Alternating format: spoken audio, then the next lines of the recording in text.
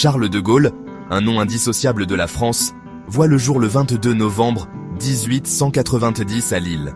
Cette ville, du nord de la France, avec ses rues pavées et son riche patrimoine culturel, sera le premier théâtre de la vie de celui qui deviendra une figure emblématique de l'histoire française. Issu d'une famille catholique fervente et imprégnée de tradition, le jeune Charles développe, dès son plus jeune âge, un amour profond pour sa patrie. La maison familiale est un lieu où les valeurs de foi, de devoir et de service sont inculquées avec rigueur. Son père, Henri de Gaulle, professeur d'histoire, lui transmet une connaissance approfondie de l'histoire de France, de ses triomphes et de ses tribulations. Les leçons d'histoire ne sont pas seulement académiques, elles sont vivantes, imprégnées de passion et de patriotisme. Au sein du foyer familial, les discussions tournent souvent autour des provinces perdues d'Alsace et de Lorraine, allumant une étincelle patriotique dans le cœur du jeune Charles. Ces conversations nourrissent son désir de voir la France restaurée dans toute sa grandeur. Il dévore les récits de Jeanne d'Arc et de Napoléon Bonaparte, leur courage et leur engagement indéfectible envers la France lui servant d'inspiration. Ces figures héroïques deviennent des modèles pour lui, incarnant les idéaux de bravoure et de leadership. Sa mère, Jeanne Maillot, femme de caractère et de foi profonde, nourrit son sens du devoir et sa force morale. Elle lui enseigne l'importance de la résilience et de la persévérance face aux défis de la vie. Cette éducation, imprégnée de patriotisme, d'histoire et de foi, pose les bases de l'homme qui un jour guidera la France à travers ses heures les plus sombres. Les valeurs inculquées par ses parents deviennent les piliers de son caractère.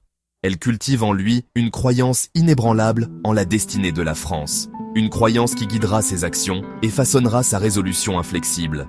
Cette foi en la grandeur de la France devient le moteur de sa vie. Dès son plus jeune âge, Charles affiche déjà les traits qui définiront son leadership. Détermination, intelligence et une foi inébranlable en ses convictions. Ces qualités se manifestent dans ses études, ses interactions et ses ambitions. Ces qualités, cultivées durant ses années de formation, lui seront précieuses pour naviguer dans les complexités de la vie, des champs de bataille, de la Première Guerre mondiale à l'arène politique, d'une nation cherchant sa place dans un monde en pleine mutation. Charles de Gaulle est ainsi préparé à affronter les défis qui l'attendent, armé de son éducation, de ses valeurs et de sa foi en la France. L'année 1940 marque un tournant dans l'histoire de la France. Une année où le pays se retrouve plongé dans l'obscurité de l'occupation nazie. Et dans le destin de Charles de Gaulle, un homme dont le nom deviendra synonyme de résistance et de liberté.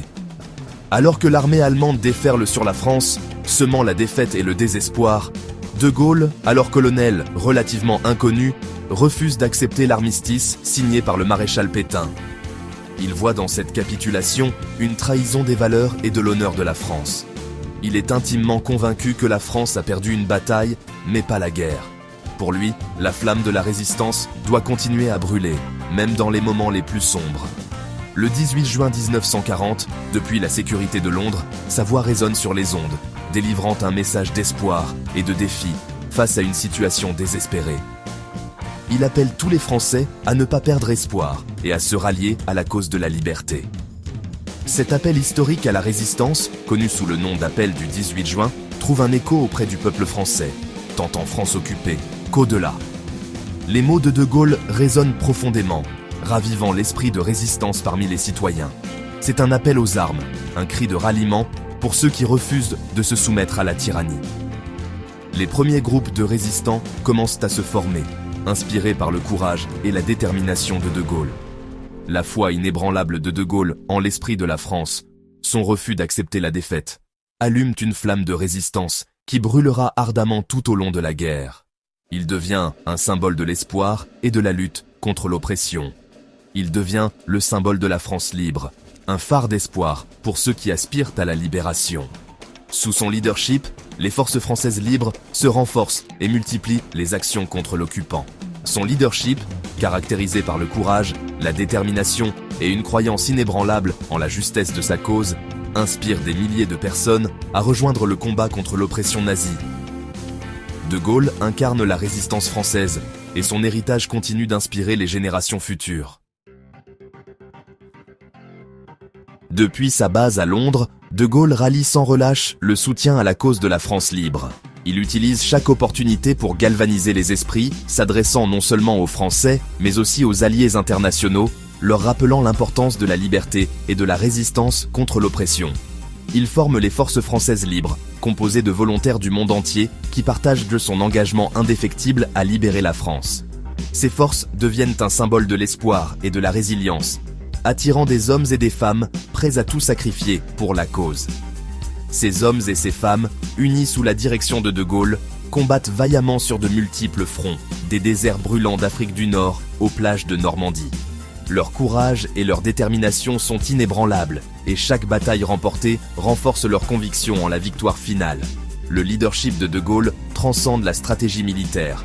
Il est enraciné dans sa conviction profonde du caractère moral de sa cause.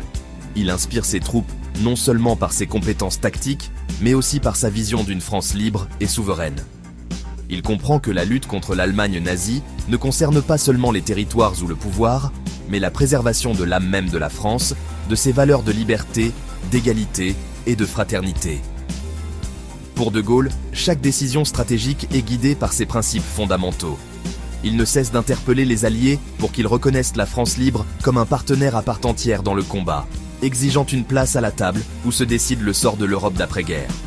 Sa persévérance finit par porter ses fruits, et la France libre est finalement reconnue comme une force incontournable. Son parcours le mène des rues animées de Londres aux rives ensoleillées d'Alger, où il établit le gouvernement provisoire de la République française. À Alger, il continue de renforcer la position de la France libre, travaillant sans relâche pour unifier les différentes factions et préparer le retour de la France à la liberté. À chaque étape, il fait face à des défis, tant à l'intérieur qu'à l'extérieur de ses propres rangs. Mais sa détermination ne faiblit jamais. Sa foi en la victoire finale de la France ne s'éteint jamais. De Gaulle reste un symbole de résilience et de leadership, inspirant des générations à venir. Alors que les échos de la guerre s'estompent, la France renaît de ses cendres, meurtrie mais invaincue. Charles de Gaulle, l'homme qui a incarné la résistance de la nation, est désormais confronté à la tâche colossale de reconstruire un pays dévasté.